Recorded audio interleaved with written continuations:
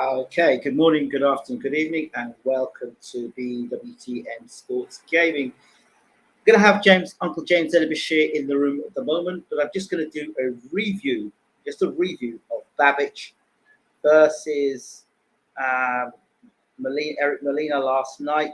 So I want to do that first, and then Uncle Bashir is going to call in the next, say, 10 to 15 minutes. So just bear with me.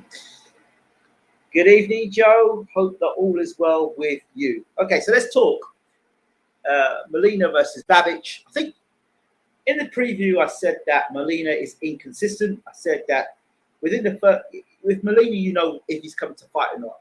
In the first 30 seconds, he goes onto the back foot for the most part. He will succumb and get knocked out with his back against the ropes. If he comes into the front foot and has a go, you see a better Eric Molina. And we know that regardless of whether Molina comes into the front foot or the back foot, we know that Mr. Babbage, Mr. Alen Babic is just going to come forward regardless, chucking bombs with just really no care or consideration for what comes back. And lo and behold, the first punch that connects on Molina against the ropes. Did I not call it?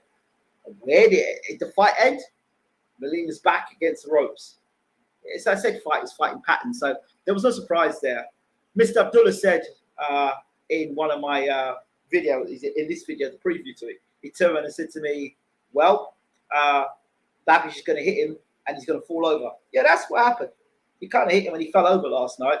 And Eric Molina, the thing about that fight, yeah, there were moments in that fight where Molina was throwing a straight right hand. You have to understand this, the mentality of a fighter. Molina went in there, the way I looked at it, well, he had 10 days notice and he went in there to fight. You know what? I'll give it a go. I'll give it a try. I'll see if I can get, not the word lucky, but let me see if I can pull something off it. Let me try. The ambition isn't very much, but let me try. So when you're throwing them sort of punches, like the way Molina was throwing punches, they were like, don't hit me punches. You know, I didn't see the eyes Molina looked like he wanted to take Babbage out there. But even a Molina who was scared, a Molina who had no ambition, was able to tag Alen Babic with some good, straight, hard right hands. Even if he's in the back foot trying to throw a right hand just to keep Babbage off him, right? But that's literally what he was doing. He was trying to lay back and just trying to let a right hand go. But there was no vision to win the fight. It was trying to keep Babbage away from him and hope something happened, rather than say, you know what, this guy is really wild. This guy can be timed. And I punch hard enough to cause this guy problems. If I just wait for this guy, surely I can catch him.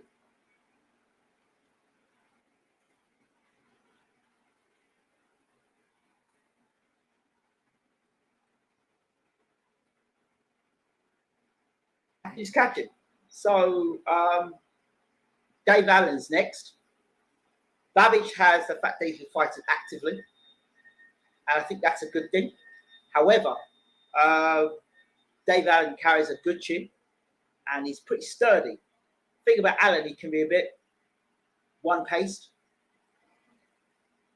and if Allen can push Babbage onto the back foot with his physical strength, try and push Babbage back and land the see. But again, I think Allen's not, he doesn't throw straight punches. Allen's very much a hooker.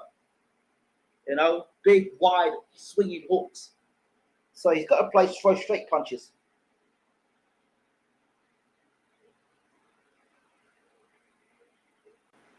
So yeah. So my thoughts on Babbage is that he is what he is. He's reckless, exciting to watch.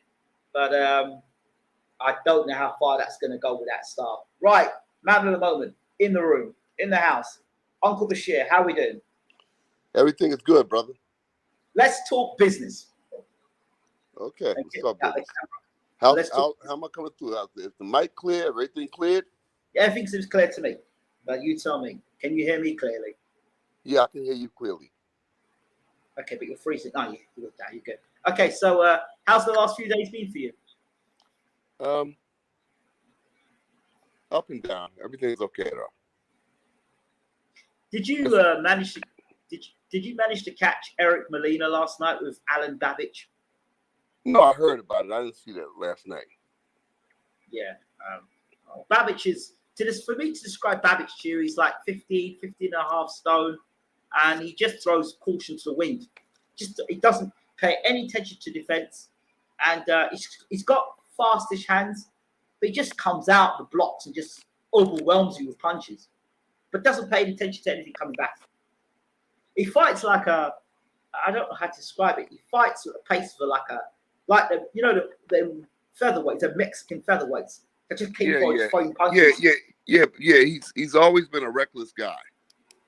Yeah. So he's reckless, and I keep saying he's got no defense. So he fights like he's playing the lottery. Yeah. Every fight he's fighting like he's playing the lottery. And even Eric Molina. Yeah, that's what I'm saying. That's what all the fights I've seen him in. He fights like he's playing the lottery, and he's looking to hit big, But a smart boxer would wait him out and then lay it on him. How long in your heavyweight specialism can a style like that last in the heavyweight division? Not very long. These fighting smart boxers. The name of the game is, like I've said many times before, is boxing. If you don't learn how to box, you won't last long in pro boxing. You won't last long in pro boxing if you don't learn how to box. Deontay Wilder is an exceptional individual because of the power that he possesses in his right hand. But in my opinion, Deontay Wilder never learned how to correctly box. Mm-hmm. The art of defense combined with offense. He just never did that, in my opinion. Okay. For people who are getting excited about Alen Babic, what would be your advice to them? When he gets in with more seasoned boxers, you're going to see just how limited he is. If you're getting excited about that reckless style, that's good. It's good for fanfare. But like I said, until he meets a boxer that's patient and cunning. You know what I'm saying? You're going to be patient and cunning. In other words, the boxer that he's going to be, that's most likely going to beat him, is the guy that's calculated. That's going to wait him out, that's going to slip, slide, stay aside, and, not engage in that kind of reckless behavior. This is pro boxing. This is pro boxing. You can come out there rolling the dice like that if you want to, but you won't last long. Right. How do you what's your opinion on somebody just asked a question. I want to just get you to answer these questions yet. So Eddie says here, what was Eddie expecting of Molina? He said he expected it to jack after 4 rounds. How is that worthy of being on TV? So the promoter expects that the opposition for him was going to basically quit within 4 rounds. What are your thoughts on that for TV boxing? Say that again, please. I said, what was Eddie expecting of Molina? He said he expected to jack it in after 4 rounds. How is that worthy of being on TV? He what after 4 rounds?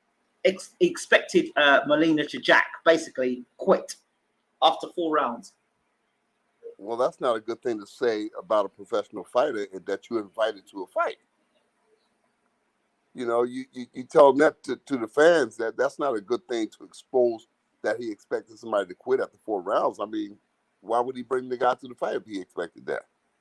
Well, it was 10 days notice the guy had because Lucas Brown couldn't make it because he was in Australia and stuff. A true professional fighter, in my opinion, and maybe I'm expecting too much because I'm an old school trainer. I like to describe myself as an old school, old technique trainer because I think that the old school technique is the best technique. I don't think that the new school, if there's such a thing, I don't think that new school technique will hold fast in pro boxing. Pro boxing is what pro boxing is. If you don't learn the old school technique, then you won't last long in professional boxing. That's in my opinion. And you could just make a comparison. Look at the pro boxer of today and compare him to the pro boxer of yesterday. Let's take, for instance, let's look at the light heavyweight division of the 1960s and 70s and 80s and compare him to the light heavyweight division today. Just compare. Those guys had longevity in their records, in their progress. But today, yeah, but those trainers, those guys had top trainers, class trainers, and understood longevity, and sponsorship and money wasn't available like it is today. Social media, very different. Let me ask you this question. No. You're right. They didn't have sponsorship money and sponsorship money and media attention today. But I'm saying, as far as progress with their tutelage. But let me ask you this question. Let me throw this at you. You talk about their tutelage, and we talk about Marvin Hagler and the war and going up and training and locking himself off from the world. Let me stick those same light heavyweights in today's era with social media, with Facebook and the distractions of media commitments and all this stuff. Would they still be the same fighters?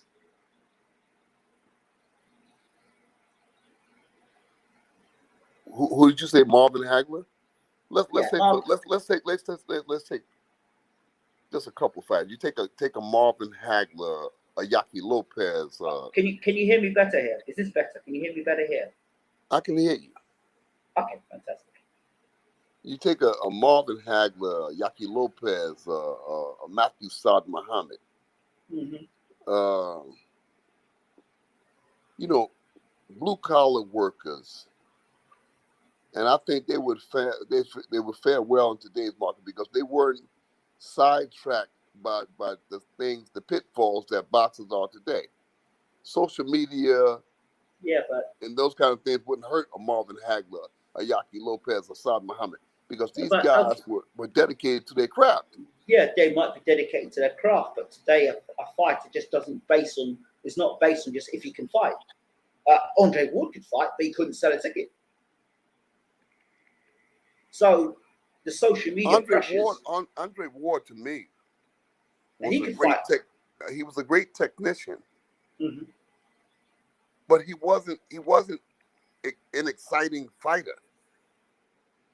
He wasn't one of those kind of guys that you were on the edge of your seat with boxing. It was just here go a guy that's going to whoop your behind methodically, and that's it. What you see is what you get. But it wasn't.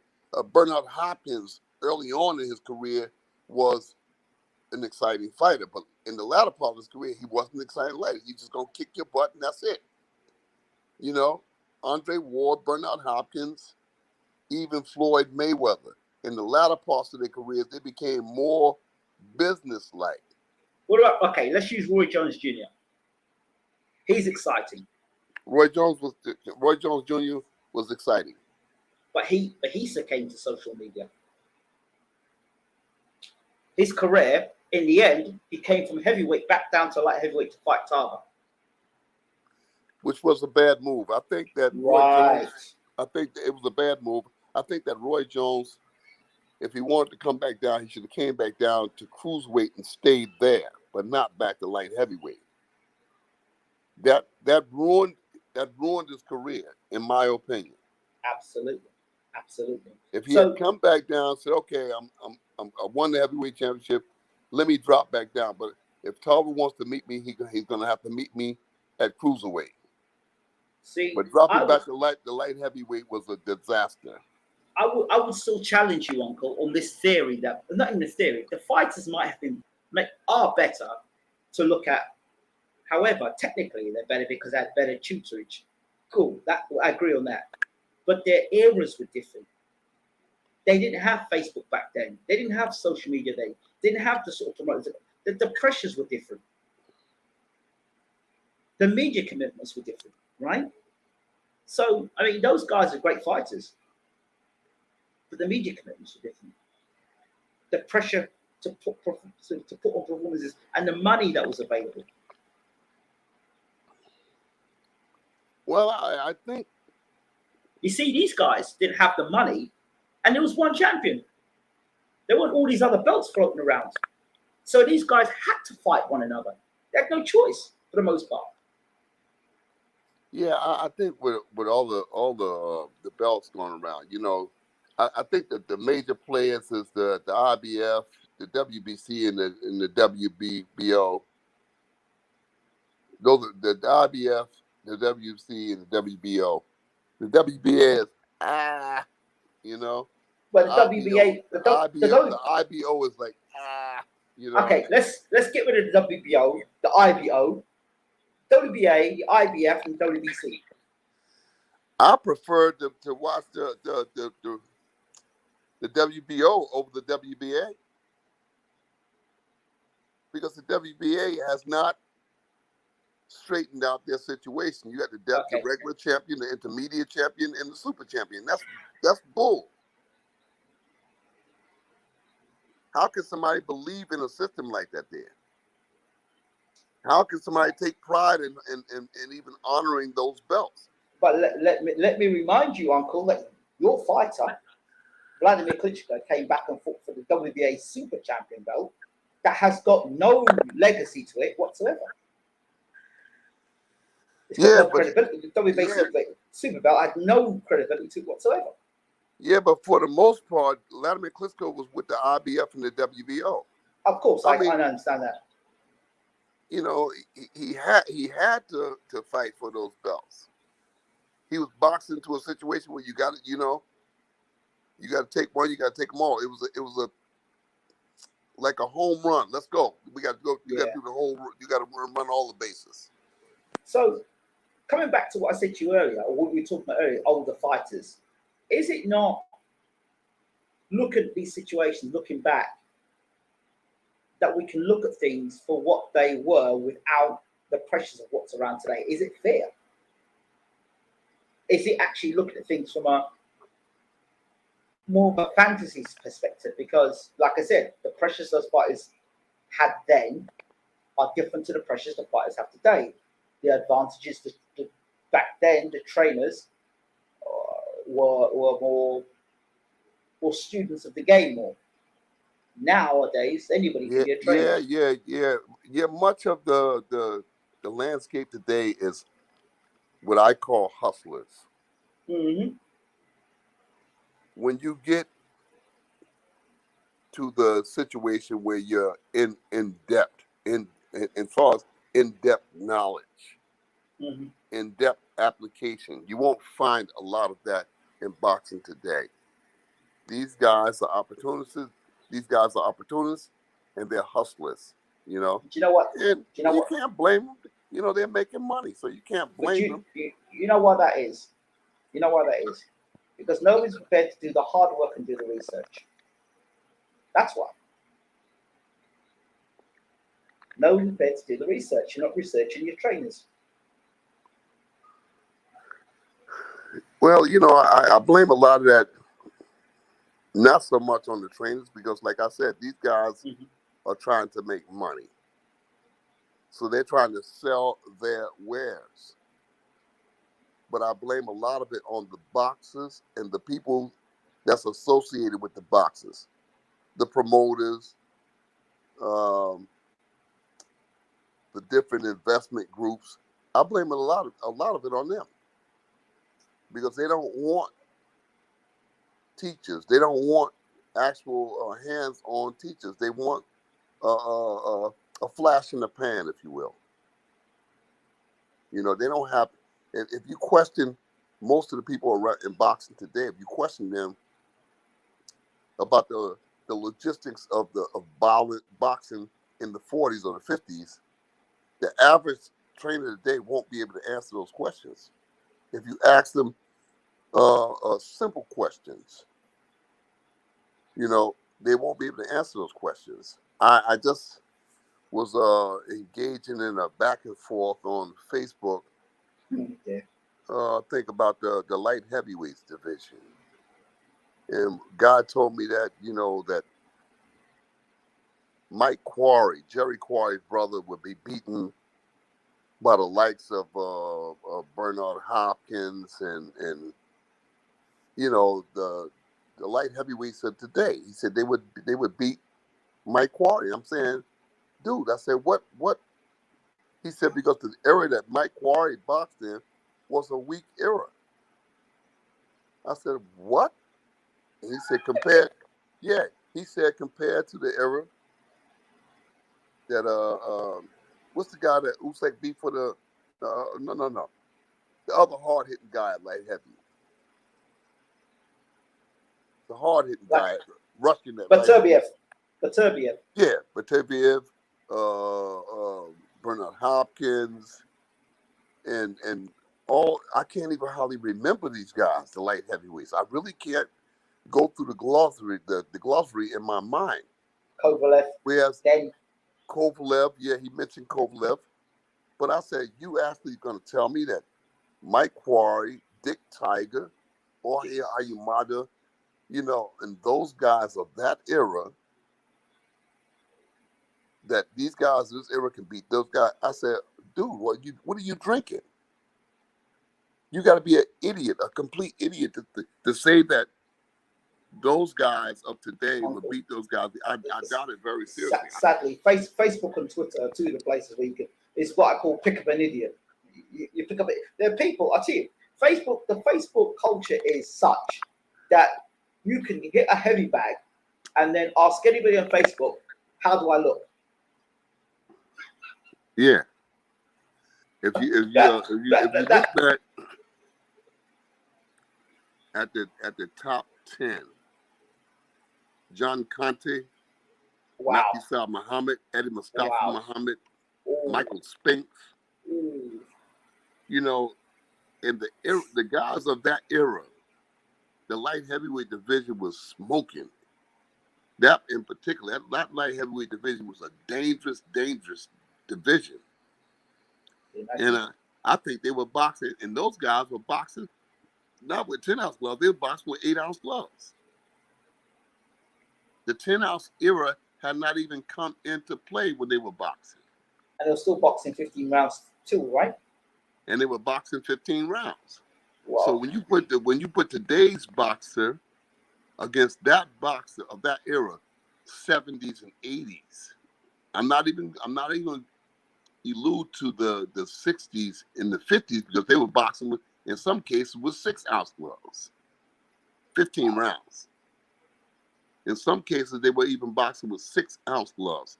So I'm not going to even allude to the boxer of the 60s and the 50s. I'm just going to talk about the guys from the 70s and the 80s. But okay, those guys you're talking 15, they're going 15 rounds. But if both fighters know they're doing 15 rounds, then those guys in the light heavyweight division, in the middleweight division, I was never big on the super middleweight division. I just can't. For some reason, I'm just not attracted to the super middleweight division. It's a hard division, and it's always been a very difficult division for me to engage into it, to be attracted. I just can't get into it. You know, I don't. For some reason, I just can't get into it. So I was big on the light heavy, the middleweights, and the welterweights. But in them days, I knew the divisions from the heavyweight, light heavyweight, middleweight, welterweight, junior welterweight, junior lightweight, and featherweights division, and super and junior featherweight divisions, and bantams. I knew those guys. You know, I knew those guys from that era because they were so exciting. Shakur Stevens fought a couple of weeks ago. Mm-hmm. And after 2-3 rounds, I really lost interest because it was just so, how do I say it, mundane or Same old, same old. Yeah, because the guy, Shakur was just 2, maybe 3 classes ahead of this guy. Mm-hmm. You know, I mean, the guy was an earnest fighter, but he just was out of his league in there with Shakur Stevens. He was just in there. He was swimming upstream, and the waves just kept knocking him back down. You know, I kept saying, where did this guy learn to box? Or did they really think they had a chance against Shakur Stevens? How is that supposed to be exciting to the educated viewer? I mean, it was just a matter of when Shakur Stevens wanted to take the guy out of there. It looked to me like he was just, just saying, I'll take him out in this round, or I'll take him out in that round. There was no drama to it. When you watch the fighters of that era, there was drama, there was suspense. You understand? It was drama and suspense. When Salvador Sanchez beat Danny Red Lopez the first time, the second time, he just ran right through. But it was drama, there was drama because nobody knew who Salvador Sanchez really was then. Everybody thought that Danny Red Lopez would run through Salvador Sanchez, but Sanchez put on a masterpiece. I can't say the same for Stevenson against his opponent. I can't say the same because Stevenson just basically, just handled him just easy. It was just no drama to it. If you look at that fight, it wasn't a good fight for Herring to take. It looked like a cash-out fight because there's no reason why Herring would want to fight Stevenson apart from the fact of credit Bob Arum, top rank knew what he was doing. It was a good fight for Stevenson and Stevenson's resume and the future.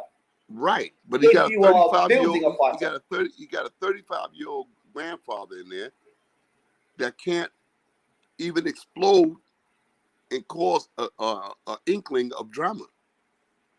He could not. He couldn't pull the trigger. He couldn't do anything to make people believe that he had a chance. And that in my mind hurts the sport. If you're trying to attract viewers, if you're trying to attract fanfare, that in my mind hurts. Yeah, but okay, like you said, all right. It's a cash out.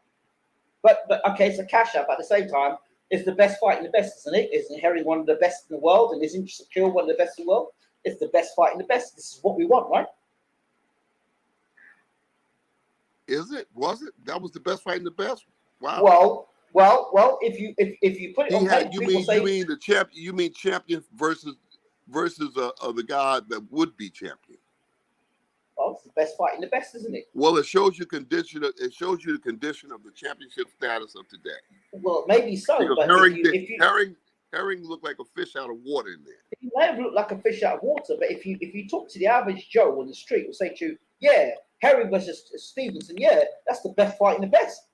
Or at least the best available around. The best available, they'll say. Okay, so they can sell that kind of thing to today's fans. But to the boxing eye, they can't sell that. To the boxing eye, they cannot sell that. No. Because you can see what the road's leading to. Herring, I respect. It's a good fight. He's a blue collar worker, but he had no business in there versus Stevenson. Well, no, I would argue you to that point because every fighter wants to make the most out of his money, out of his career. Yeah, no. I'm just telling you from a fan's perspective. Of course. But from a fan's perspective, he had no business in there. He had no business in there. He had no business in there versus Stevenson. But okay. I'm just calling a spade. But money, financially, where else would he have made money? Against who? I didn't say that. Don't understand me. Of course, the man got to make money, and I'm all for that. The guy making money, but I'm talking about from a fan's perspective. I know, I understand boxing that he had no business in there versus Stevenson. He just wasn't going to beat the guy. Was that a fans? He didn't bring nothing to the table that would indicate that he could beat Stevenson. Is that a fan's perspective, Uncle, or is that a trainer's perspective? Because that's a fan. An educated fan is going to ask the same question as an educated trainer. An educated fan will ask the same. And you can see, you find those same kind of fans in basketball, football, soccer. Educated fans know the difference in a winning team and a losing team. They know the difference between a team that's going to win against another team. They know it. When the fight was announced, people were like, "Yeah, good fight, Harry versus Stevenson." Today's fan, because today's fan is more pomp and glitter than education. Let me throw this at you. Was it a cosmetic fight? Cosmetic meaning it looked good. The pictures looked good. When the fight was made, I was just saying, oh boy, we got to go through this here just for Stevenson to get to the next level.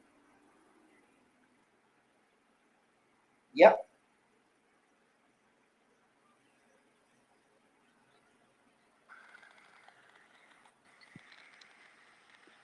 Question's been asked. What does Uncle think of Boots Ennis? People saying he's ready for Bud Spence. Too soon, in my opinion. Would like to see Ortiz fight.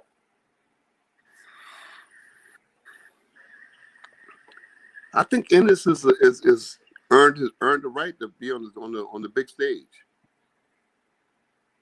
I think that he's earned the right to be there. So whoever he fights now, I'm anxious to see it. Obviously, the stage below the big stage is not the stage for Ennis to be on. So I think that he's earned the right to be on the top stage. Let's go for the big guns now. I'd like to see that. Ennis has earned that right. Boxing 24/7 says it was for a belt, so shows they still do matter for making money. Now Shakur can unify Valdez for more money.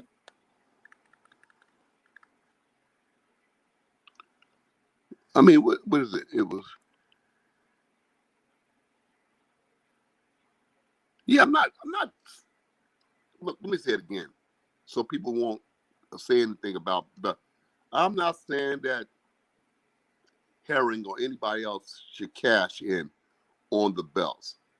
I'm just saying that it just doesn't have the same appeal to the educated fan when you put these guys in here. You say, okay, world champion. World champion is far different now than it was in the 50s, the 60s, and the 70s. Okay, so then belt they were educated. The fighters were more educated. I'm just saying, Herring might have meant well. I respect the man because he's a fighter. But man, he didn't belong there with no Shakur Stevenson. Shakur Stevenson, he was just 2-3 levels above him. So then was he a belt holder then? Who? A belt holder or a title holder? Who? A belt holder. Herring. Of course he was. I just said that. So that's what he is. He's a belt holder. He's a belt holder. But as far as his education, you have attorneys, you have physicians. You understand? You have attorneys and you have physicians. And then you have the master physicians. You have the master attorney, the Johnny Conchorans. You understand? So just because you're a physician doesn't mean that you have the qualifications or the application or the knowledge of another physician, another attorney. So, and that's the point I'm making. So does Valdez have business being in the ring with Shakur Stevenson? Because of the style, he might get in the door, but I don't think that he could be in there with Shakur Stevenson. After 6-7 rounds, you're gonna see that there's the difference in the fighting styles. Okay. All right. Let's talk about something else. Did you manage to catch the Anthony Joshua interview? Yeah, I did.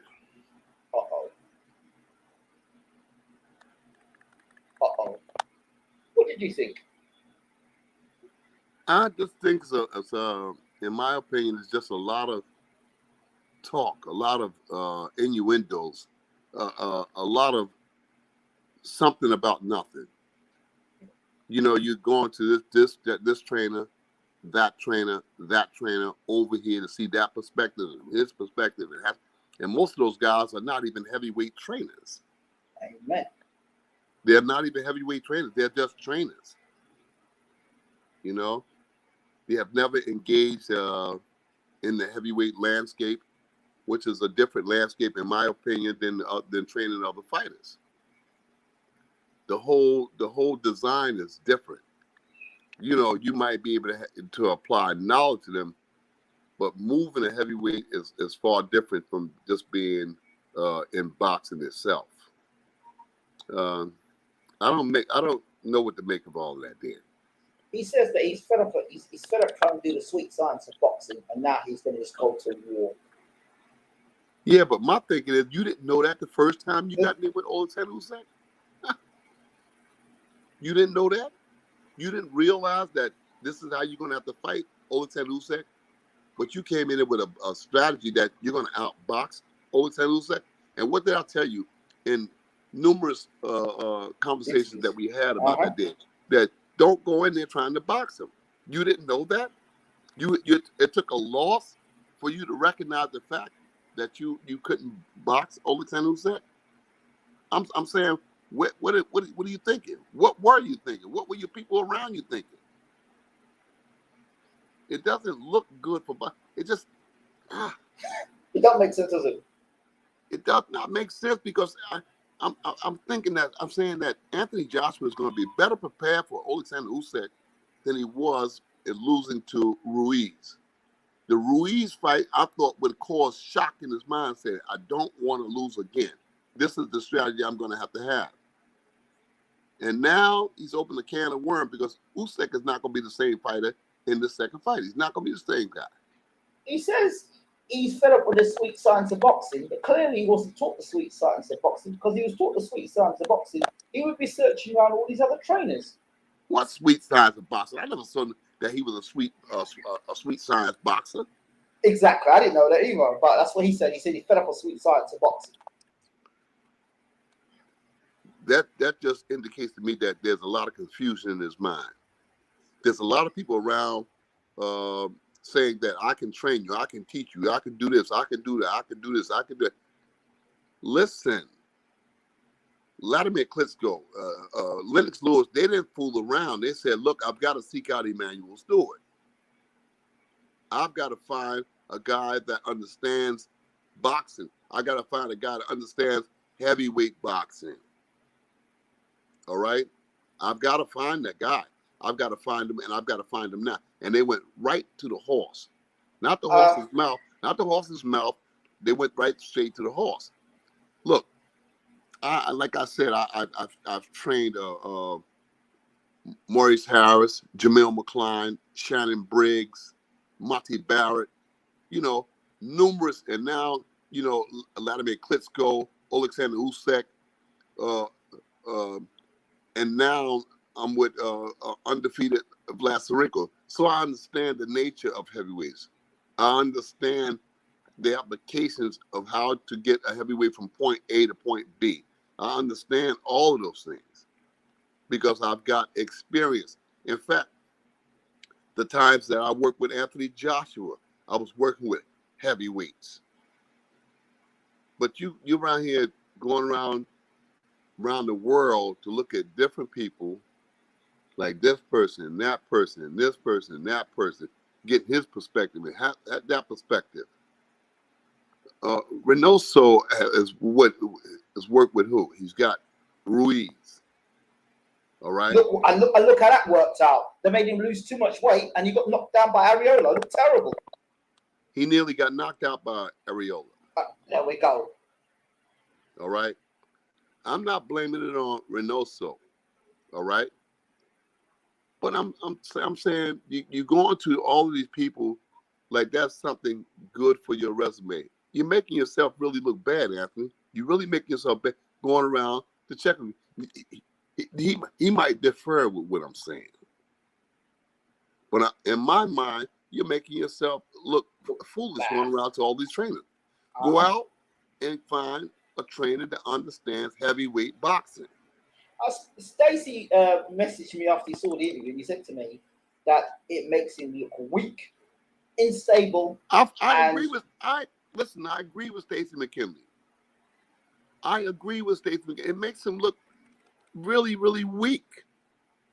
You're going to, like I said, Anthony might have a different perspective. I know when he hears this interview, he's going to probably be upset that I'm saying this here. But I'm calling a spade a spade. Hey, man, you need to get somebody to teach you. All right? But he thinks he's been taught, Uncle. That's the thing. Oh, my God. He believes he's been taught. Oh, my God. That's the thing. Oh, my God. Oh, my God. I'm looking at what could be an all-time great. That's what I said. I'm looking at what could be an all-time great, but that's going to find out too late about what he could have did. The people that he has around they're not teachers. They're not teachers. They're just some people who hacked upon a young man that went through the amateurs and luckily won the world amateur title in the Olympics. Many people would differ about who won that fight, but nonetheless, he won the amateur heavyweight title. And he has not, in my mind, progressed very much from that time. When you look at the style now and the style then, he didn't progress very much. You understand? If you go to schools, and most schools, I guess in Britain, in America, you go through different levels, grade 1 to grade 12, and then some people move on and go to college. When you go to college and you get a professor, you embrace what the professor is teaching you. You don't go back to your 8th, 9th grade teacher and ask their perspective, because now you're in the school of higher learning. So in my mind, when I look at Anthony Joshua in the amateurs, and I look at Anthony Joshua in the pros, there's not a stark difference. There's not a stark difference. I mean, Povetkin was a little heavyweight, but Povetkin was doing a good job versus Anthony Joshua prior to being knocked out by Anthony Joshua. Povetkin was giving Anthony Joshua some problems, and those fights leading up to these losses should have been observed by Anthony Joshua and say, you know what, I've got to do something different. I've got to do something different. You know what, Uncle? While he was on the way up, and I kept saying Joshua needs to do this, after Joseph Parker fight, this guy should not go to America. And people said, oh, I'm hating Anthony Joshua. I hate Anthony Joshua. Say, this guy's got some shortcomings. He needs a trainer. But they didn't listen. Now look what's He doesn't need a trainer. He needs a teacher. He needs a teacher. There are lots and lots of trainers around boxing today, but there are so very few teachers. But you'd be the trainer for him. You'd be the teacher trainer for him. You understand? Like I said, there's a lot of trainers around. But I said that I've been saying it since day one. I think people now begin to understand why I've been saying what I've been saying. Yeah, well, Let me ask you this question. If you were Rob McCracken and Anthony Joshua was going around looking at other trainers now, how would you feel?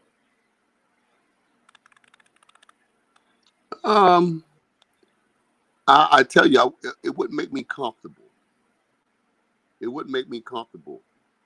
I would feel a bit humiliated. You know,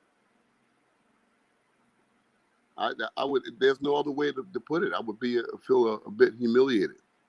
You know, somebody that's looking just to answer to make themselves look good, they'll say, "Oh, it would be all right," but for me, it wouldn't be all right. I would be upset about it. I would be upset about it. I wouldn't like it at all, you know. And if Anthony came back to you afterwards and said, "Well, Mr. Bashir, I spoke to Mr. Reynoso, I spoke to Mr. Shields, I spoke to this person, I spoke to that person, they told me this is how we got to fight, Usyk in a rematch." What would you say? What would you say that's your situation? Or it wouldn't be Usyk, it'd be somebody else. How would you feel? Well, if I was in Rob McCracken's place, I would say, you know what? It's pretty good. You know, it's pretty good. Are we gonna still talking about the same percentage that I get from your money?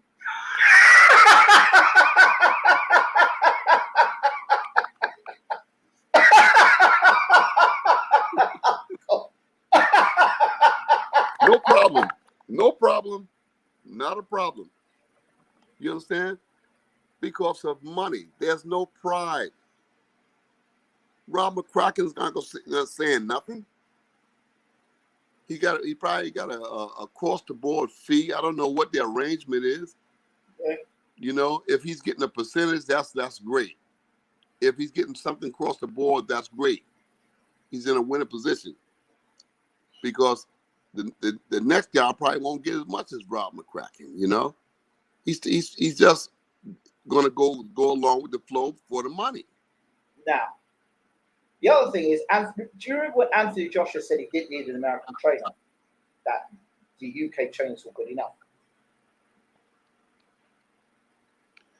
It, you know, in my mind, it's not even an American trainer. It doesn't need to be an Argentine trainer. It doesn't need to be a Mexican trainer. It doesn't need to be none of those ethnic trainers. You need a goddamn teacher, man. You don't need a trainer. You need a teacher to teach. I learned many, many years ago from Frank Shelley. And I'm going back to the 1950s. First amateur fights I've engaged in was in 1959. And those lessons that I learned from those fights, those first 3 fights in 1959 that I lost, but I learned from the teacher, the guy that was teaching me, Frank Shelley. My most valuable lessons that stands out that takes front and center stage in my brain today is what Frank Shelley taught me. I worked with Lee Black, Tom Parks, Sam Solomon, and Carmine Graciano. These were the persons that I worked with prior to my engaging Emanuel Stewart.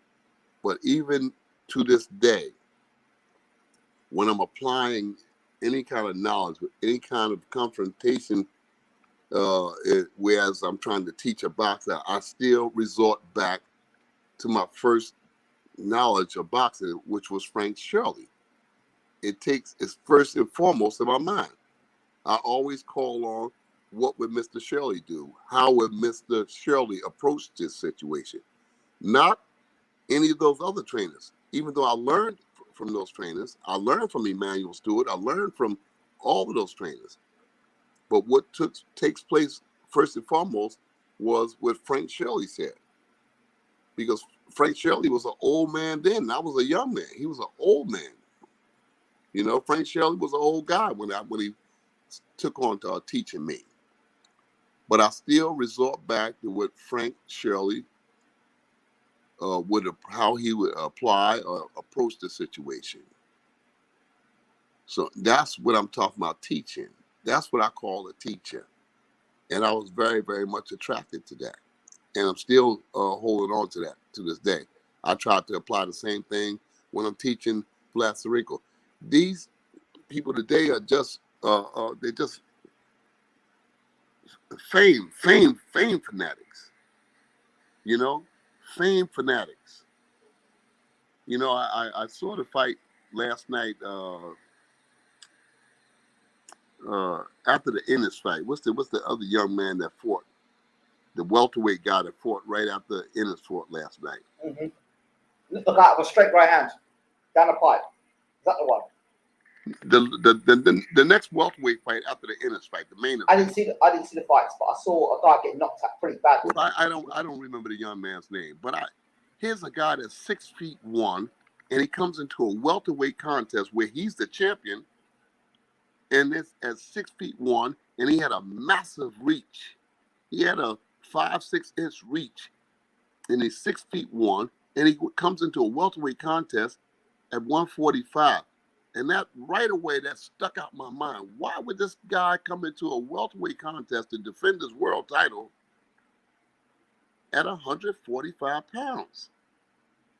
And you got room to put on weight, to eat food, basically. But you come into the fight at 145 pounds, at 6'1", that stuck out my mind right away. I said, this is not going to look good when you get down to those middle to late rounds. And sure enough, when he got around the 5th, 6th round of a grueling battle, he just didn't have the strength. He just didn't have the power. I heard him say in the corner to the trainer that my legs are gone. It's really, if that's all that's gone, you're pretty lucky. But you came in at 145 pounds. I'm thinking that you should have came in there at 147 pounds on the button. Emmanuel said to me, one of his biggest regrets was not watching Thomas Hearns versus not watching what was going on behind his back when Tommy Hearns fought Ray Leonard the first fight. I said, what do you mean? We was on a plane. We was on a plane headed somewhere to Sweden, France, or somewhere. And he said, I regret not observing what was going on behind the scenes when Tommy Hearns fought Ray Leonard in the first fight. So what do you mean? He said, because Tommy was running that night, and I didn't know that. And then when Tommy got on the scale, I think Tommy Hearns got on the scale, he weighed 145 and a half or 146, but it was 145 and a half. It was something, a weight that Emmanuel did not like. He was upset and he was alarmed. He said, I just didn't show it, but I was alarmed when they said that Tommy Hearns 145. He said that he figured that would come back to haunt him during the fight. I said, what do you mean by that? He said, I figured that if this fight went late, that Tommy wouldn't have the strength to finish the fight. And lo and behold, that's what happened in the Ray Leonard fight. Tommy Hearns just couldn't fight. In the last minutes of that fight, he couldn't fight because he didn't have the snap, crackle, and pop that it took to win the fight. So this is what I'm talking about. This is what teachers do, you know. And I speak about this to Vlad Sirenko all of the time. You know, we have a running here and there about it, you know, but it's nothing that would cause us problems. But I tell them that, you know, people that's just coming out giving instructions, wear their credentials. No. Don't do this. Don't do that. You know, he'll do something that I don't like. And I say, Vlad, don't do that there. And at the end of all, to stop the argument, I'll say, listen, this is for the heavyweight championship of the world. You can't afford to make those kind of mistakes. And that right away gets his attention. No, that's wrong. Don't do that. No, this is wrong. Don't do that. I know from experience. I've been training heavyweights a long time, you know. For the most part, I've made my reputation training heavyweights. If you can train a heavyweight, then you can train any weight. You understand? Rick Ramos made a statement the other day. How many of these so-called trainers today have taken a fighter from scratch and built them into something? Yeah. How many? Let me see what it is.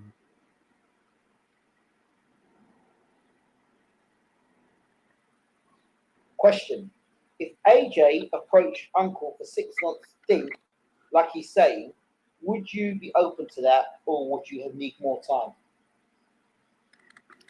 I like Anthony Joshua. You know, I like him. He's a likable person if he hasn't changed. I haven't been around him in a long time. The last time I saw him was in London when he fought Wladimir Klitschko, and he was still very much the same person. I spent a little time with him, and we talked. So he's a likable person, so I could work with him. I don't want to work with wise guys. I don't want to work with smart guys. I want to work with guys that's smarter than me. If a young man is coming in the door, you know, and he's 25, 26, 27, 30, 35, 40, he's smarter than me, then I don't need to be around him. You know? I don't need to be around that kind of mentality. Can I ask you, would you work in a consultation role? Consultation role, yeah. Would you work in a consultation role? Meaning what? You know what I mean? Basically, you come in and then they consult with you. Him and his team. Let me tell you something. I know what you're gonna say already. I told Emmanuel many years ago. Emmanuel will come to me. He said, "This person, that person wants me to come in to a country as a consultation role." And I tell Emmanuel, fuck that shit. You Emmanuel Stewart. You ain't got to come in no consultation role. You come in as the trainer or you don't go. He said, "You think that's what I should do?" I said, "That's exactly what I think you should do. You asked my opinion, I gave you my opinion." I said, "Now let's go make money." The man said, "Goddamn right. That's what we're going to do. Fuck that other shit." So, what is your response to it? He said, I was going to do it anyway. I just want to see what you're going to say.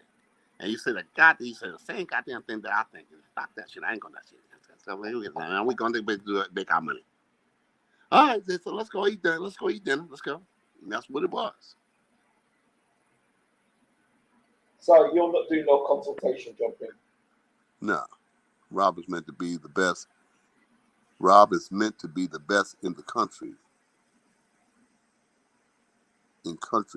What is this? Read that. It says Rob is meant to be the best in the country, no? Couldn't it be that all the others AJ has in the team are too many voices? Well, there's an old saying that the old people used to say when I was a young man. They said, "Too many cooks spoil the soup." And that's what I tell Vlad Sirenko all the time. I said, no. Listen to me. When you go inside that ring, the thing that's going to make the most difference is how much attention do you pay what I'm saying. All these other things, I had him. He was in a sparring situation in one of the camps. I think the camps prior to the one that we just fought. And for some reason, I felt like that. I said, how much time is on the clock? They had him boxing 3.5 minute rounds. I said, no, stop that. Stop that. You don't box no 3.5 minute rounds. He said, no, I think it's going to make me. I said, you think bullshit. That's crazy. I want you to box in 3-minute rounds and 1 minute in between. I want you to box the same way that's going to be the application of the fight. Because if you box in 3.5 minute rounds or 4-minute rounds, what's going to happen when you get to the fight? Your whole chemistry will be thrown off because now you got to stop at 3-minute rounds, sit down for 1 minute, then back up, and then you used to box in 4-minute rounds. I said, no, stop that. Don't do that. You box the same way that you're going to prepare for the fight. Mm-hmm. It doesn't make sense to me. You know, you box in 6 and 7, 8-minute round. What is that proving? There's still going to be 3 minutes when you get to the fight. It's still, then they got the hyperbaric, the mask on, trying to make the fighter feel that he's at a higher sea level. Okay. All of that's good. You got that on. Yeah, we training with this mask on. Okay. And then when training is over, you take the mask off and you go to bed in the same sea level that you're living on. So what is the, these people come along, all of these here tricks of boxing, all these tricks and innuendos and BS tactics in boxing. You putting a hyperbaric mask on and you training in the mask. You're doing 10 rounds, you're sparring and doing this and that with this mask on. But at the end of the day, when everybody's time to go back to the quarters, the living quarters, you take the mask off. So what's the difference in your blood cells being numerated, and then you take the mask off and you come right back down to sea level? It doesn't make sense. It doesn't make sense. Emmanuel Stewart and I would be up to the wee hours in the morning on the phone. We were always talking boxing. And we were talking about the fighters of the 50s, in the 40s, in the 60s. We always had big discussions about it. And sometimes these conversations would go to 3 or 4 o'clock in the morning. We always did that. You know, that's the one thing I appreciated about him, because he was an old school guy and I'm an old school guy. You know, I was raised by an old school guy, Frank Shelley. So I could hang out with Emmanuel when it came to those kind of discussions. And we, in most cases, we would agree. We would bump heads on different fighters at different times. You know, the Dick Tiger, Bob Foster, you know, those guys from that era. But for the most part, we got along with it. We agreed with each other. You know, they just had a thing on the thing. Bob Foster versus somebody, a modern day fighter. Bob Foster versus Bernard Hopkins. It was some modern day fighter. Not Roy Jones, right? It wasn't Roy Jones. I think it was Andre Ward or somebody Like that. Okay. from that era. I said Bob knocks him out. They said, why you say it there? Because the guy's old school. I said, nah, because it's a different school of boxing. Okay. You know, Andre could be what he wanted to be, but Bob Foster was a technician. He's gonna knock you out. He was a puncher. He was a hard puncher.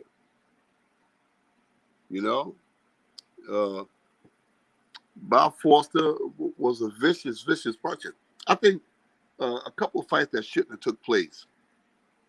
If you look back, Marvin Hagler versus John Mugabe, they just Mickey Duff and them from London. They took the fight. They took the money. They took the money. At that time, it was unheard of money. I think $1.5 million for John Mugabe to face Marvin Hagler. John Mugabe was fighting at junior middleweight.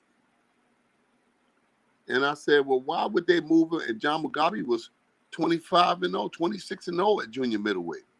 26-0 with 26 knockouts. So he was a shoe-in to become the junior middleweight champion. He was going to beat all the junior middleweights at that time because the momentum was in John Mugabe's favor. And they took the money, the $1.5 million, to move up and fight Marvin Hagler.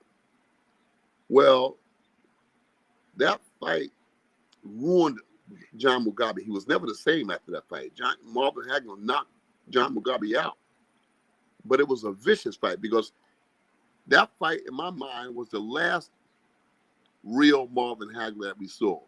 The Marvin Hagler that fought Sugar Ray Leonard in the fight after that day was only a shell of what Marvin Hagler used to be.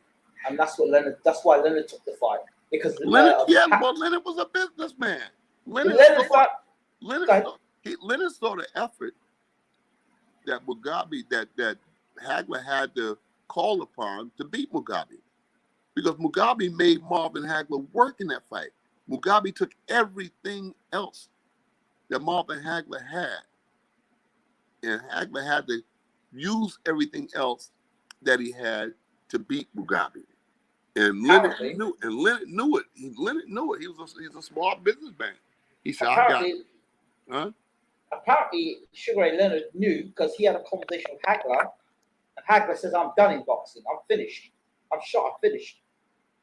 And then, because of that, they had a conversation, and then Leonard went off and called out Hagler when he knew that Hagler was done. Called him out, and that's why Hagler was mad with Sugar Ray Leonard. Hagler's pride and the need for that big payday. Mm-hmm.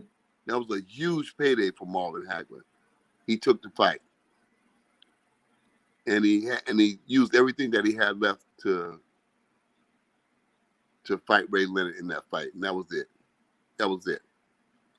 He took the money and he walked away from boxing.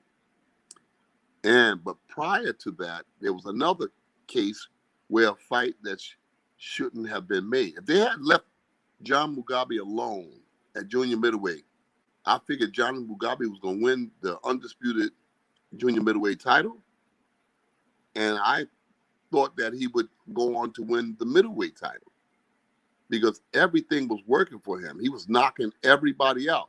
I think he fought Earl Hargrove out of Philadelphia. And Hargrove, it was a fight where Hargrove was 27-0 with 27 knockouts, and Mugabe was 25-0 with 25 knockouts. Wow. And Mugabe knocked out Hargrove in the first round. Wow. Those guys, yeah. Look back. It was Earl Hargrove. I'm pretty sure it was Earl Hargrove versus John Mugabe, and both of them had a record full of knockouts, and they could punch. So, and everybody knew that whoever got to who first, that one of them was going to get knocked out. And Hargrove got knocked out. All right? And then you had the fight that shouldn't have been made. You had a young Mike Quarry, and they put him in with an old Bob Foster. They didn't need to do that. All they had to do is just let Bob Foster go out the pasture, eat some grass, and go away. And Mike Quarry was going to have a sparkling career. But they put Mike Quarry in with Bob Foster at that time, and Bob Foster clipped him with a left hook. And I don't know if Mike Quarry is woke right now.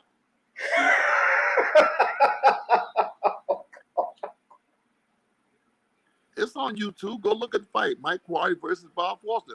I don't know if Quarry ever woke up from that. But he certainly was not the same fighter in the fights thereafter. Yeah. I think that short-circuited his career, you know, and I don't think that he was ever the same fight after that. So certain fights you stay away from, you know. You just walk away. Let me ask you this. It's a bit of a side note, but if we continue to have these,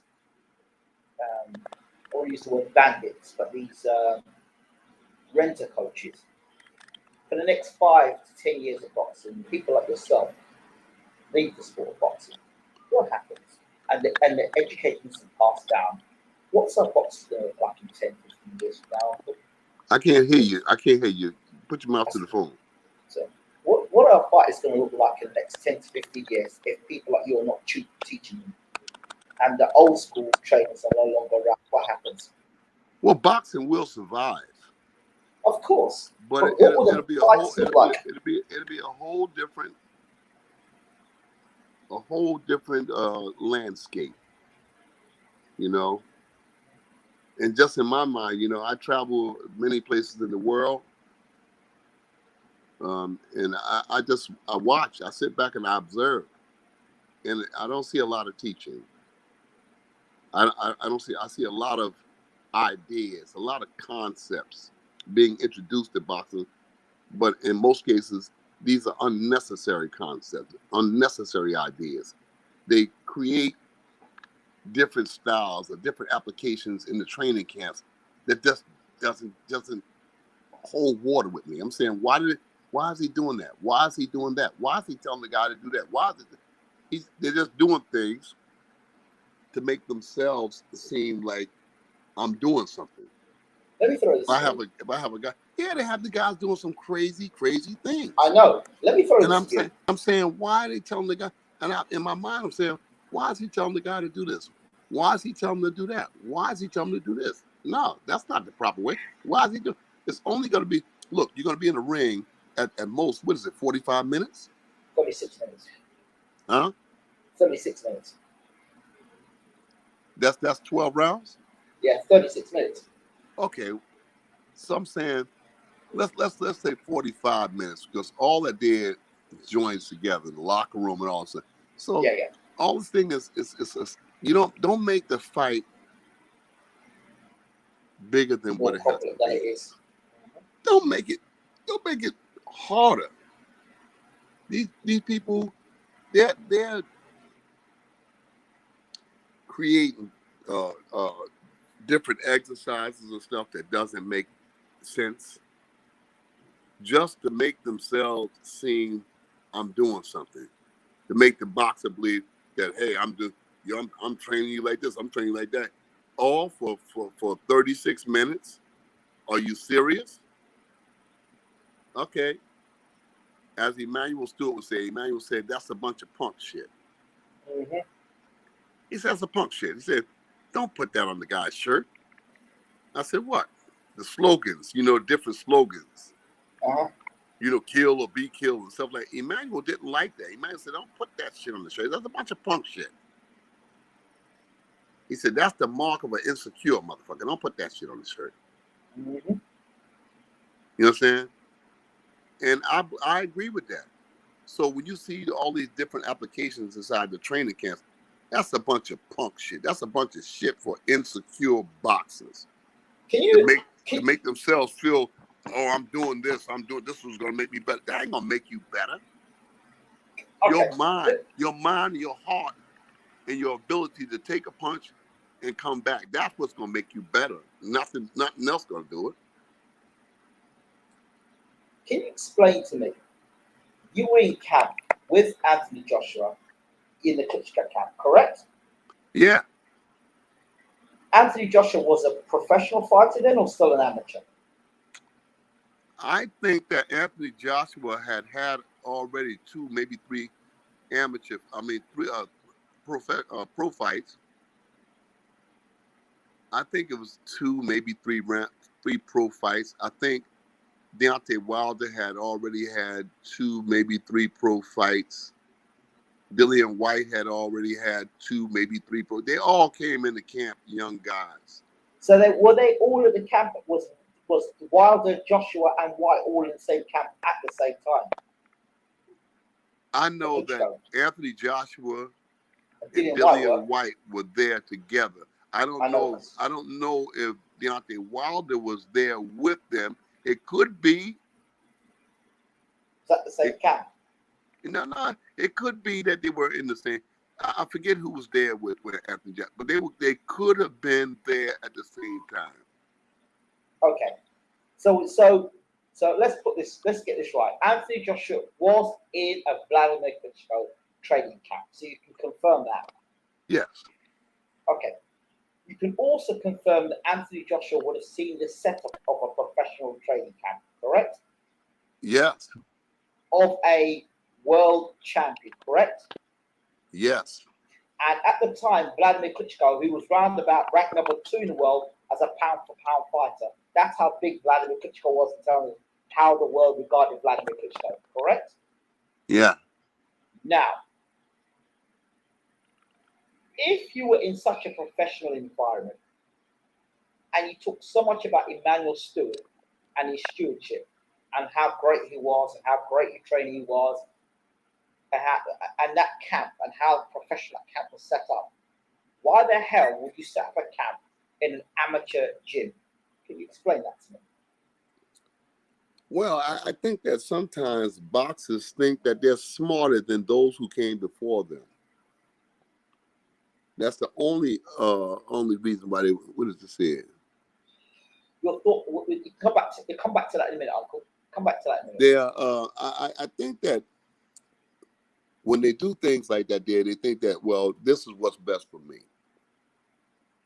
This is what's best for me. This is how I'm going to do it. And they're not asking any information from those who came before them. You know, that's all it is. This is what's best for me. I can handle it. Look, many times they say, look, I won the gold medal. You know, I know boxing, this, and that, and they think that they know. So they cut out the information from those who came before them. So what would be the benefits of having the best amateurs spar with you? I really don't know. Honestly, because that is what it is. But he puts a ceiling on what his capabilities could bring forth. You know, you work with, but the amateurs don't know all the tricks because they haven't been in the pro world. They can show you what they know as an amateur, but they have not been in the pro world, and they should be trying to make themselves more efficient.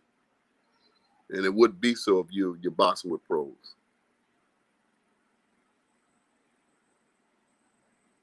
So let's compare and contrast a Wladimir Klitschko training camp and what Anthony Joshua's got, for those who don't understand the difference.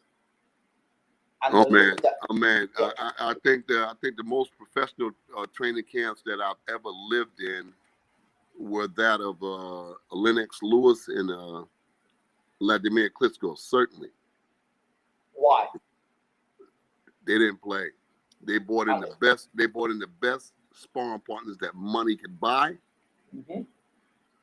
and they were both rigid and serious about what they were doing in the sport. Everything was done on time, on the dime, in Wladimir Klitschko and Lennox Lewis training camps. I spent a lot of time in both training camps, and I learned a lot from being with those guys. So what's the difference of a professional training camp, not an amateur gym, but that has a bunch of elite amateurs? What would you see in a Wladimir Klitschko camp? Okay, we've got the top quality sparring. What else? Say it again. I can't hear something that's swatting what you said. Say it again. So I said you've got the Wladimir Klitschko camp, the world-class Wladimir Klitschko camp.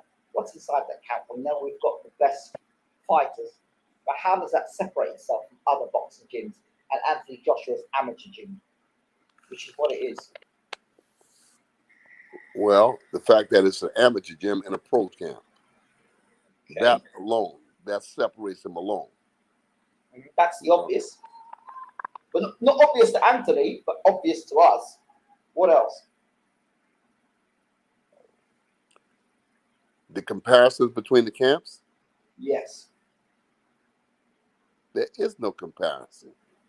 No, but I have to say, I know that, but I'm saying it because I'm trying to get to a point. Because Anthony is insisting in training the way he's training at the moment. Well, Anthony is calling the shots. I mean, what do the amateur camp, what do they know? It's the same thing that goes on in different parts of the world. When I go to Ukraine with Vlad Sirenko, you know, different guys come in and they try to set up their program. And I tell Vlad Sirenko, no.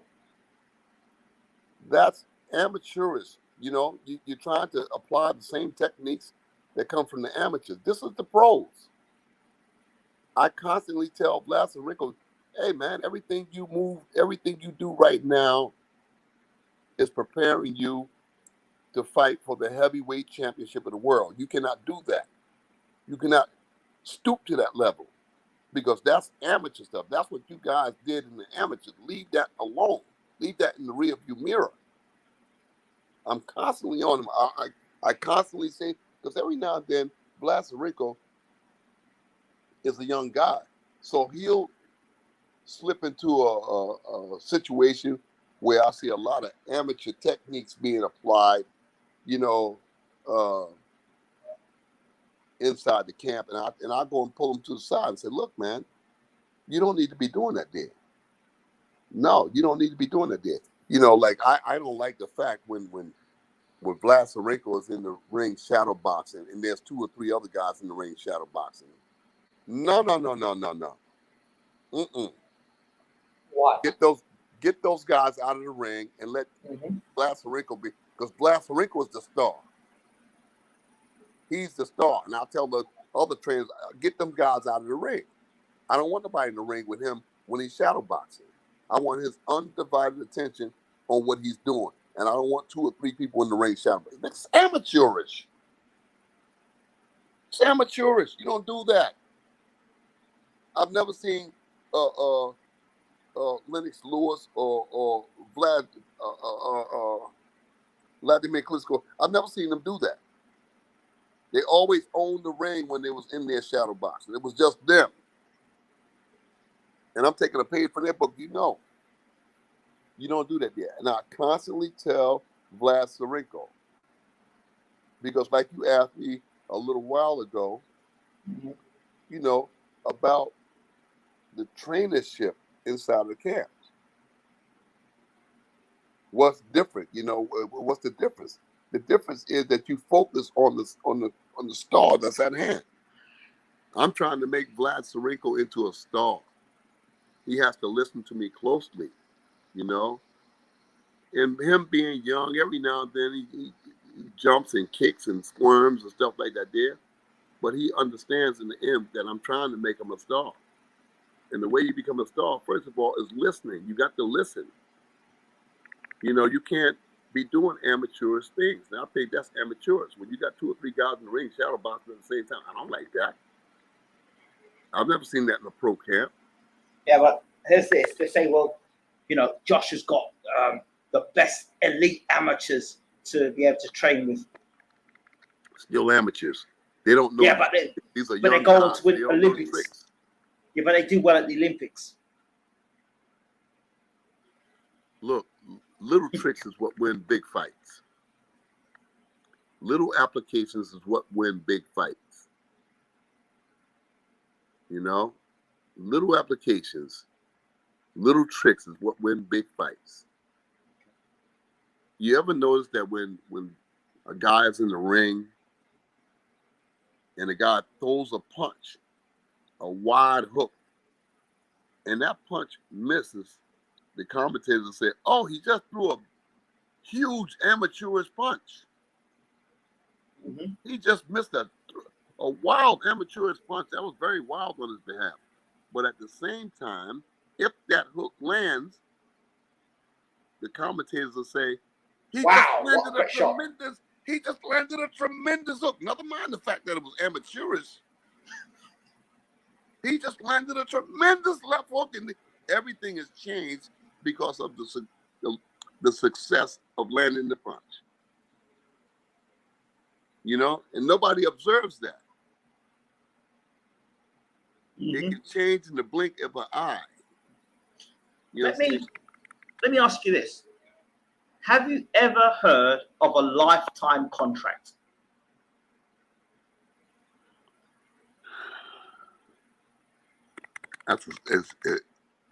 In America, they call it a slave's contract.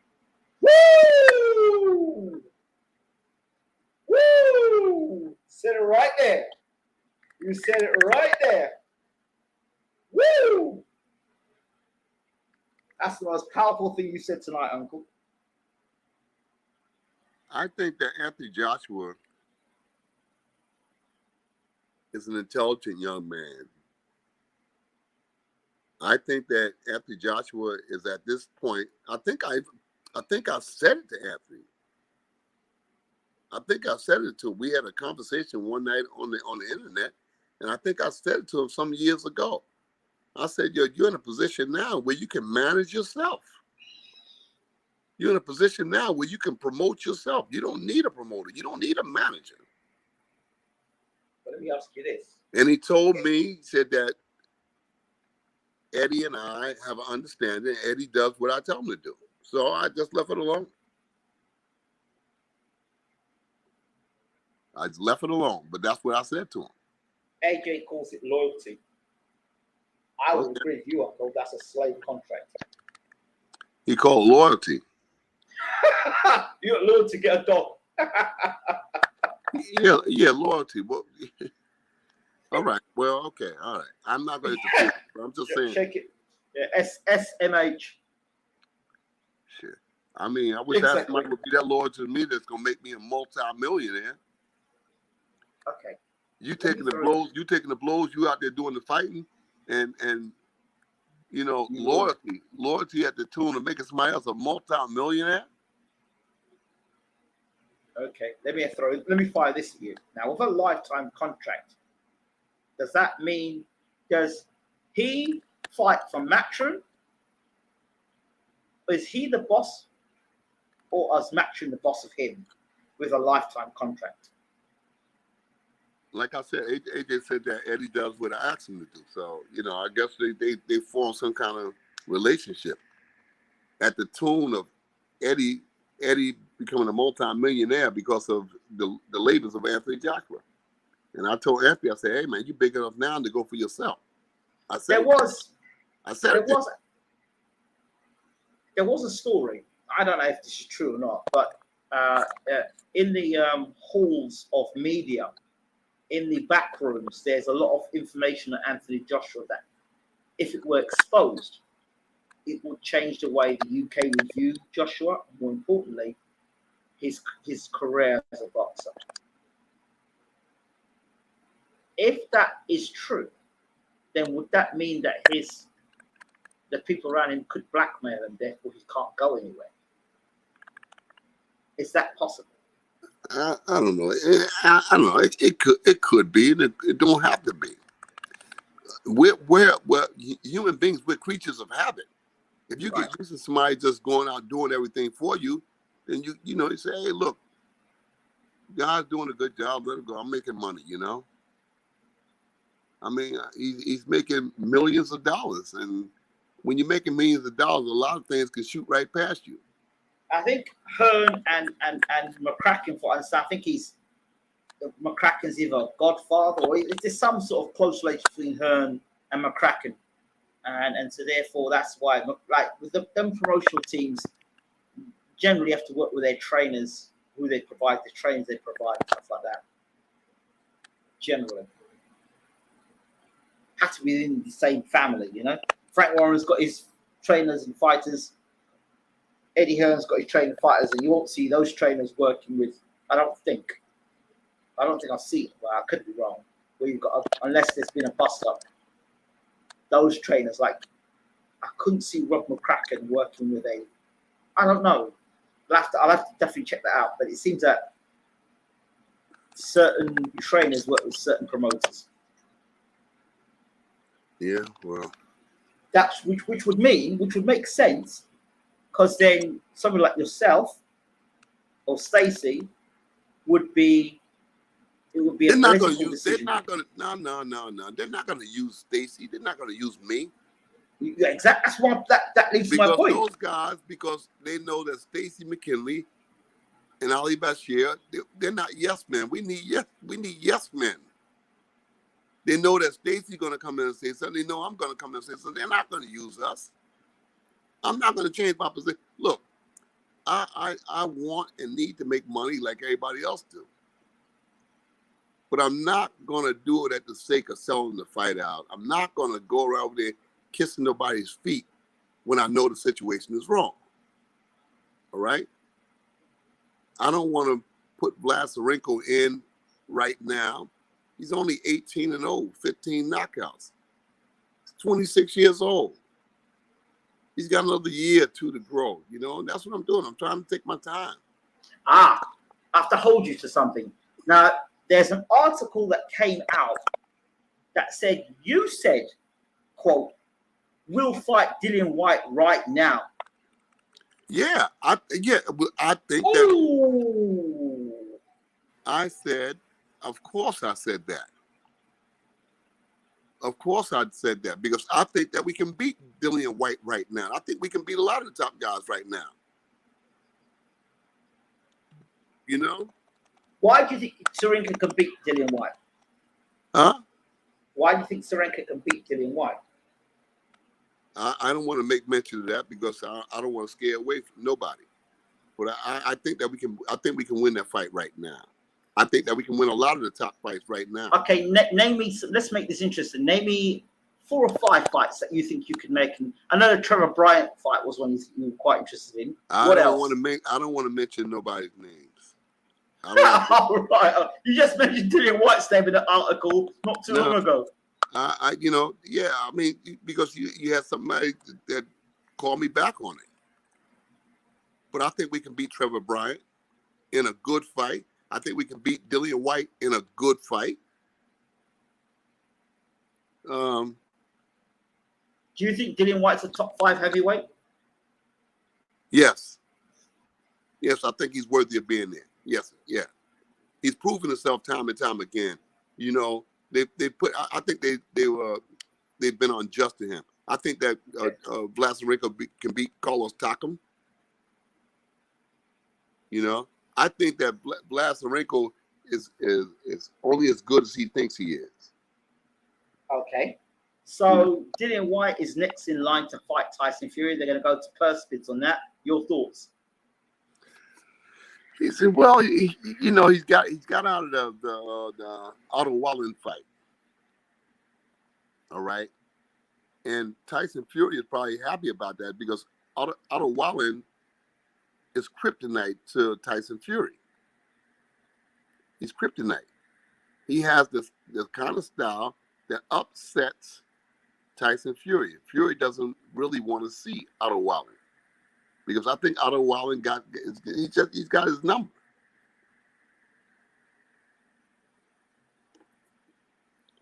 But getting back to what you said, I think that Vlad Sirenko is good enough to beat Carlos Takam, Dillian Whyte. I wouldn't put it with Deontay Wilder. You know, I wouldn't put it with Tyson Fury. What about the winner of Parker Chisora? Yeah, I'd put him with him. I think he can beat Parker right now. I think he can beat Chisora right now. Ooh. I think Vlad Sirenko can beat those guys. Why? Well, let me ask you why, because I know what you're going to say to me. Because I watched what they've learned, and I know what I'm teaching Vlad Sirenko, and I know what I'm teaching him, and I know that he can beat these guys. I've told him on numerous occasions. I think we can beat Parker right now. Let me throw something. Let me really. I don't see what Parker is. I don't see what Parker is. He's gone backwards. He's regressed.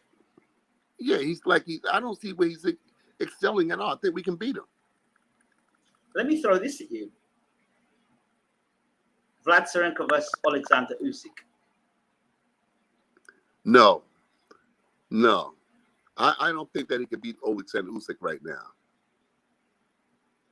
I don't think that he could beat Alexander Usyk right now because Alexander Usyk has something in his style that upsets the average boxer. I think Vlad Sirenko has to become more educated to be in a ring with Alexander Usyk. I think that he's a couple of years away from that.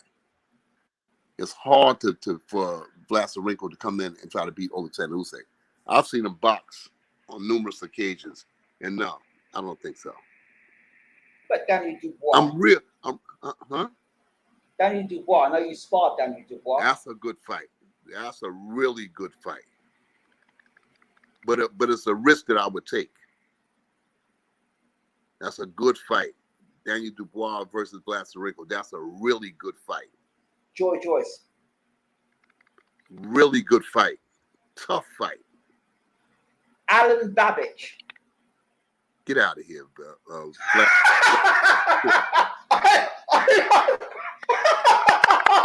Yeah. He wasn't being asked the question, so there you go. Sirenko versus Babbage. Vlad beats him. Knocks him out. Are you sure? You're not scared of the Savage? Huh? Are you sure that you're scared of the Savage? Vlad Sirenko knocks him out. Why? Are you scared of the Savage? I don't want to say why, but Vlad Sirenko knocks him out. Would you take that fight? Yeah, certainly I would. I would take that fight in a heartbeat. Who's the promoter for him? Eddie Hearn. Eddie Hearn. Oh, yeah, okay. Eddie, we take that fight. Just put the dollar signs on the back of it. We take that fight right now. Vlad Sirenko's a better fighter than what he even thinks he is. But you would take the Babbage fight. You wouldn't think twice about it. Yeah, I take it now. I take him next year. In 2022, we take the fight. Eddie has my number. Just call me. I know that Sirenko said he'd beat Dave Allen. Yeah, Dave Allen. I think we can beat Dave. Do you think Dave can beat Babbage?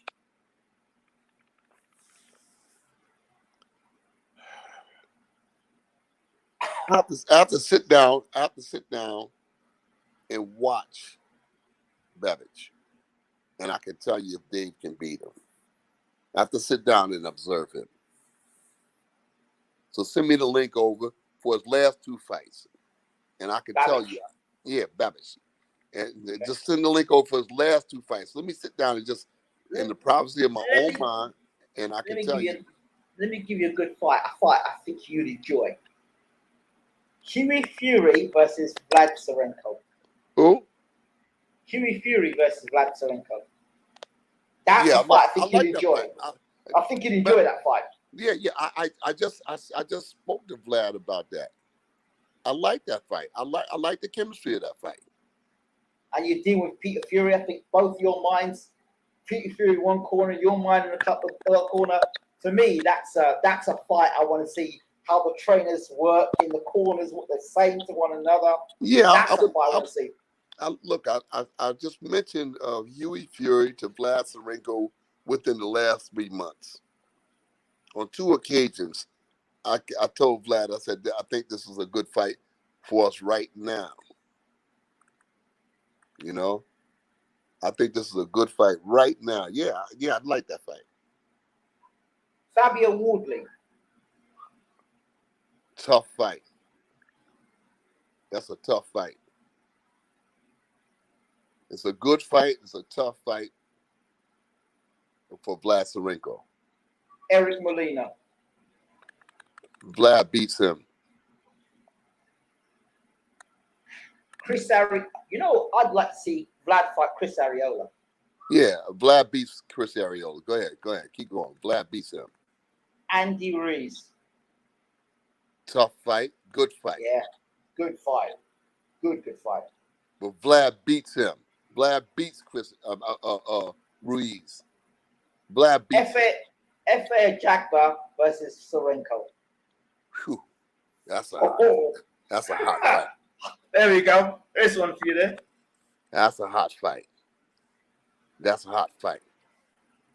Vlad Sirenko beats him. He beats him. F.A. Jagba. Frank Sanchez. Tough ass fight. Yeah, just swerve it. Completely swerve it. That's a tough ass fight because Frank knows how to box. And that's what I'm basing my information on, boxing skills. Everybody in the heavyweight division can punch, but not many of them can box. Luis Ortiz. Tough fight. Really tough fight. That's a really, really tough fight. Okay. Herkovich.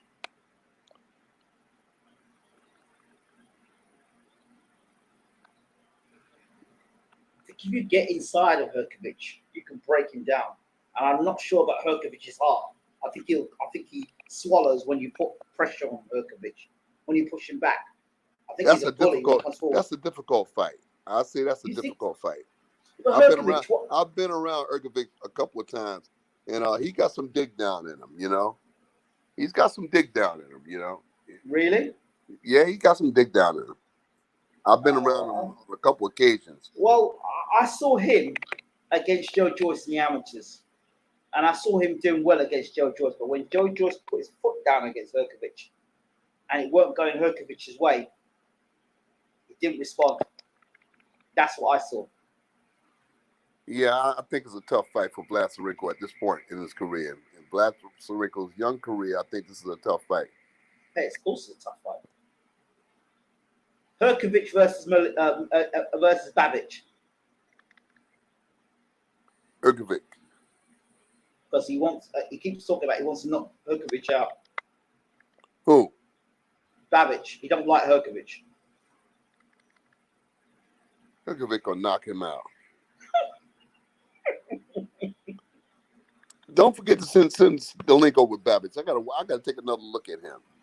Yeah, you have to look at him. He's a character. He's funny. He's a character. I'll give him that. He says he's fed up of being unbeaten. He wants to get knocked out. He said he wants to get knocked out. Babbage. He says I'm fed up. He says I'm scared. He keeps saying, "Let me get rid of this zero. Somebody knock me out, please. I want to get knocked out." Yeah, he's funny, man. He's a funny guy.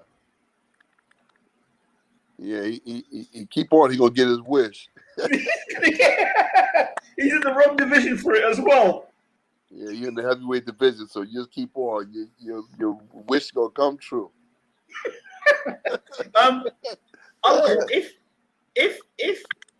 If Anthony Joshua's watching this message now, if he's watching this video now, or his handlers are watching this message, if you're looking down the camera, what would be your message to Anthony Joshua? Swallow your pride and get a teacher. All right? Swallow your pride and get a teacher. You spend money on cars. You spend money on houses. You spend money on clothing. Spend some money and get a good teacher. Take care of them.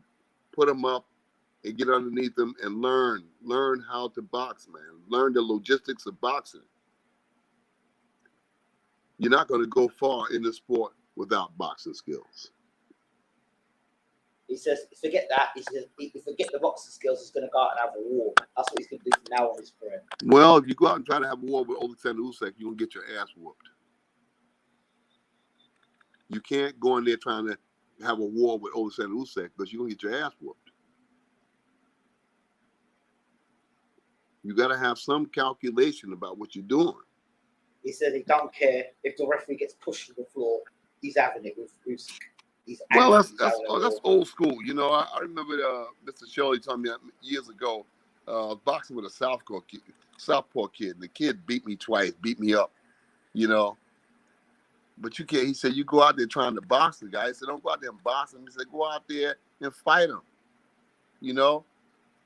And then when I got close to the guy, he said, throw him on the floor. And I threw him on the floor. I won that last fight, you know. But the look that was on the guy's face, so sometimes it works and sometimes it backfires, you know.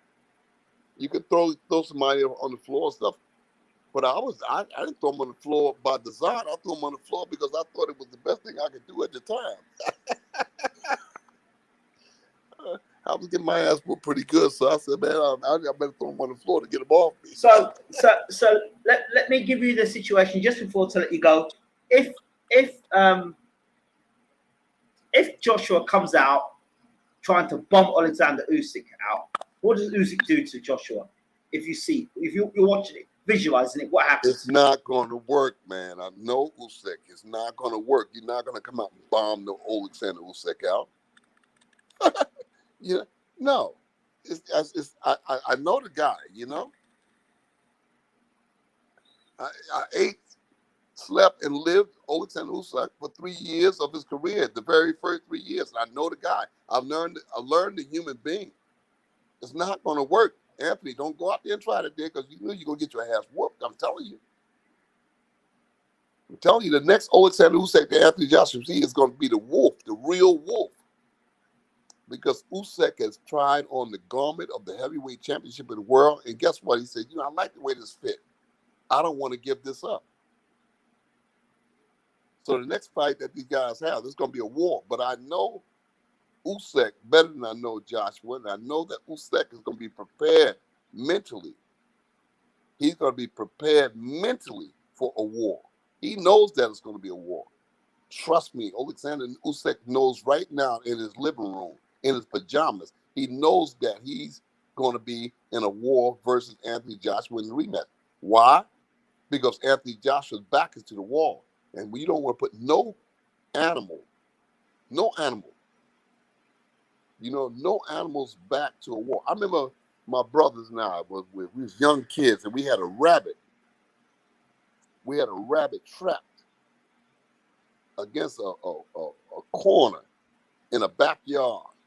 And that rabbit made a sound that let us know that if you come any closer, y'all gonna see something that rabbits are not known for. And we just let the rabbit go. The rabbit made a sound that says, don't come any closer. So Anthony Joshua's back is to the wall now. He's got nowhere else to go. He's got to come forward. Usyk knows that. Usyk knows that Joshua is going to give him a war in the next fight. You think that Usyk is not prepared? You better think again. Usyk is a very, very intelligent guy. He's going to be ready. I know the guy. Good evening, Stephen Pemberton. Now, I want you to hear this. Thank you, Steve, for reminding me of this. Did you hear Clifton Mitchell was giving the professor, this is my nickname for Anthony Joshua, I call him the professor, sarcastically. The professor advised just before the fight. The professor is clueless, seeking too many different opinions and overthinking everything. He would be better off trying to fight like a young George Foreman. Yes, I think he would be. I think he would be. He would be better off trying to fight like a young George Foreman. Educated while being a bomber. All right. Uncle, do you have any final words for us tonight before we leave you? Yeah, Anthony Joshua has my number, and if not, he better try to get my number. You know, he needs some help. All right? He needs some help right now. He needs to get focused because the clock is ticking. The second fight will be here in just a matter of time. And Vlad Sirenko, I'm coming, man. I'm coming. Get ready, man. I'm coming. You know something? Something? The professor has decided that he doesn't need sweet science. The professor has decided it's time to go to war. Well, even in war, you got to have some diplomacy, Game plan, some education. Even in war, you know, it's still the fable holds true. Is you got to know when to hold them. You got to know when to fold them. You can't just go out there trying to go to war with an intelligent fighter like Alen Usyk, because Usyk knows how to brawl. He knows how to box. He knows how to apply, and he knows how to fox. I'm telling you, I know this man. He's not going to be no easy pick. He likes being called heavyweight champion of the world. He likes that, and it's a very prideful thing in Ukraine. Very, very prideful for the status that he holds as heavyweight champion in Ukraine. That's a big thing. That's a lofty position.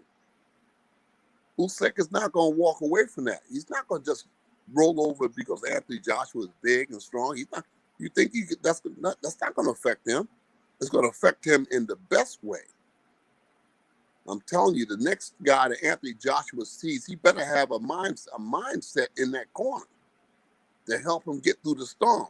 Because if he doesn't have a mindset to get through that storm, he's going to get his ass whooped like he never got it whooped before. All right? I'm just telling you what I know. I'm telling you what I know from being with this man. I trained this man for 3 years. I didn't just be a statue figure. I was with him every step of the way. When he went to swim, I was the only one with him. Mm-hmm. When he went to do different exercises, it was just he and I. We used to talk. Anthony Joshua speaks. Alen Usyk speaks and understands English better than what he lets on. And we used to ride together. We'd ride together. We talk. And I'm telling you, Usyk is a hell of an individual. He's very cunning, very smart. Steve says, just to close on this comment, Steve says, ask Uncle how switched on Usyk is in the mind games. After he beat Bellew, Bellew called him a superstar. Usyk said, "No, I'm no superstar. I'm no star, as stars burn out." I'm telling you, Alexander Usyk is a different kind of human being. I'm an Usyk expert. I know you are, Uncle. I'm an Usyk expert. You know, That's what that puts you ahead of all those other trainers for a start. We're not even talking about your expertise, but who am I? What do I know? I don't know anything. Even with me, even if Anthony Joshua brought me into the camp, it would be difficult for him to beat Alexander Usyk, because Usyk is he's just a unique individual. This kind of stuff, this star and this money and stuff, Usyk is a humble guy, and he's gonna fight. He's gonna fight. He doesn't talk the talk; he walks the walk. The guy is gonna fight. He's a walker. Huh? He's a walker. There are talkers and walkers, but he's a walker. I'm telling you, I know what I'm talking about. So how do I title this message? How do I title this video? Bashir message to Joshua. Yeah, he better his ass. No. Title the message like his ass better listen.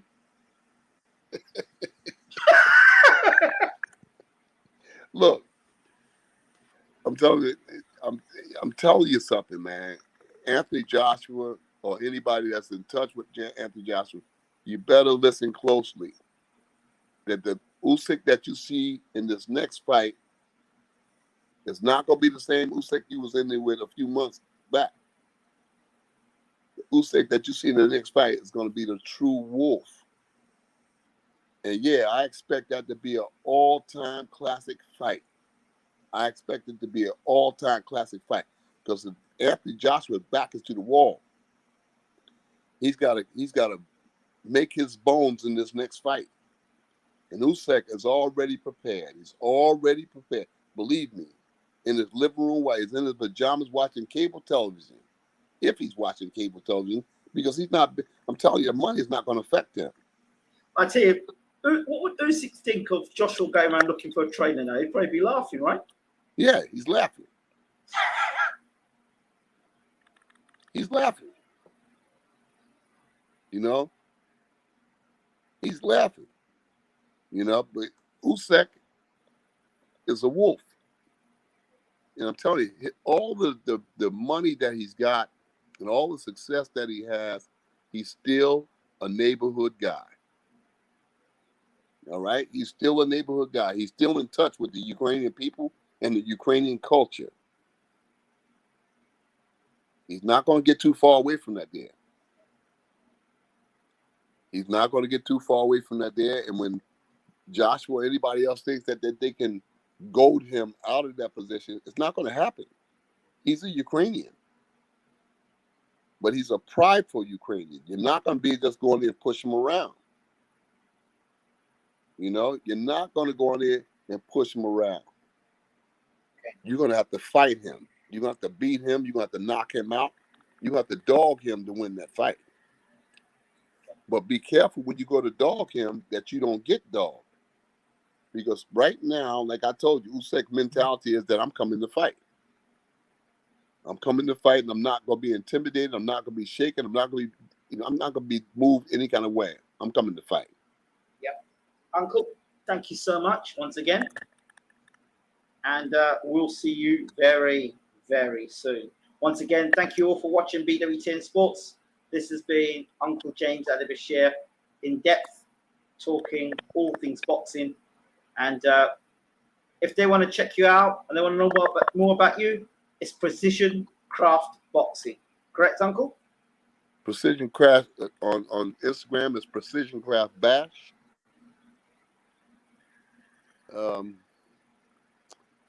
Precision Craft Boxing International. Facebook. It's Ilamin Bas Ali. or Pugger's Boss Ali. Yeah. All right, Uncle. Thank you so much as always. And if I hear anything, of course, I'm gonna let you know. Don't forget to put my Instagram, I can't remember nothing, man. You got to remember Instagram? Instagram and Twitter. Yep, I'll put them all out there for you, Uncle. As always. Okay. You take care, Uncle. Don't forget to send me those. I'll see that Babbage stuff now as well, no doubt. Yeah, I'm looking for a good laugh. Oh, Uncle. Stephen Pemberton says, I tried to follow, but he's not accepted me on Instagram. Oh no? Yeah, get on Instagram, start accepting people. Who was that?